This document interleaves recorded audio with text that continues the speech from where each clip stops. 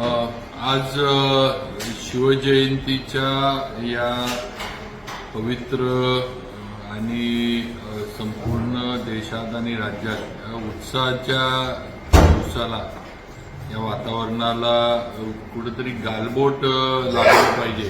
गालबोट लावण्याचं काम हे राहुल गांधींनी त्यांच्या ट्विटच्या माध्यमातून केलं. म्हणजे लोकांनी किंवा भारतवासियांनी विचार केला पाहिजे की जे नेते देशाचं नेतृत्व करायची स्वतःला त्या इमेजमध्ये आपल्याला दाखवतात, ते शिवजयंतीच्या दिवशी जर छत्रपती शिवाजी महाराजांना त्यांच्या ट्विटमधनं श्रद्धांजली वाहत असतील तर हा म्हणजे मुद्दाम केलेला प्रकार आहे का छत्रपती शिवाजी महाराजांची त्यांच्यावर अढळ प्रेम करणाऱ्या शिवभक्तांचा मुद्दामून अपमान करण्याचा काँग्रेसचा प्रयत्न आहे.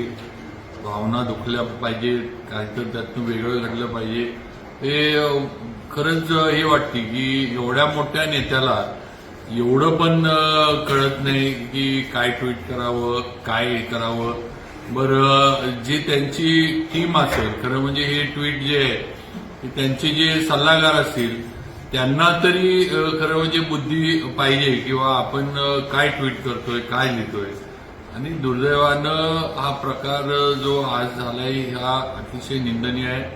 असं पण काँग्रेसला कधी छत्रपती शिवाजी महाराज आणि त्यांच्याबद्दल प्रेम, निष्ठा किंवा छत्रपती शिवाजी महाराजांचा मराठ्यांचा इतिहास, मराठी माणसाचा इतिहास हा बाहेर यावा, देशभरामध्ये पोचावा, कळावं, असं काँग्रेसनं कधी त्यांच्या एवढ्या वर्षाच्या राजवटीत केलं नाही. कधी त्यांनी दाखवण्याचं काम केलं नाही, ही वस्तुस्थिती आहे. आणि त्याच्यावर आता कळस म्हणजे आजचं हे राहुल गांधींचं ट्विट आहे. त्यामुळं आता जनतेनं खरं म्हणजे ठरवलं पाहिजे की अशा दुर्दैवानं म्हणजे अशी ही जी नेते आहेत, नेतृत्व आहे, यांना आता घरी तर बसवलेलंच आहे, पण आता यांना पण कायमचा यांच्या हातामध्ये नारळ देऊन यांना तुम्ही आता जरी स्वतःला तरुण समजत असलं तरी आता रिटायरमेंट तुम्ही घ्या. कारण आता हे अशा पद्धतीनं जर ट्विट यायला लागले, आज छत्रपतींचं झालंय, उद्या संभाजी महाराजांचं होईल, परवा आणि कोणाचं तरी होईल. हे राजमाता जिजाऊंबद्दल पण आज ना उद्या ही काँग्रेसचे नेते काही ना काहीतरी बोलतील.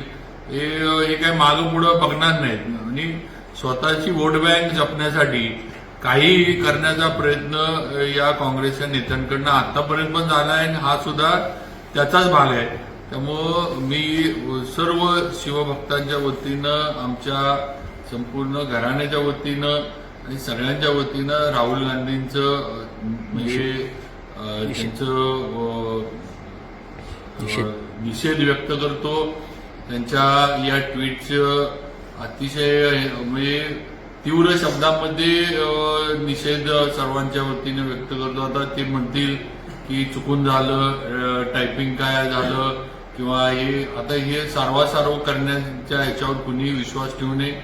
हे जे आहे ते करत असताना यांना कळायला पाहिजे होतं आपण काय करतोय.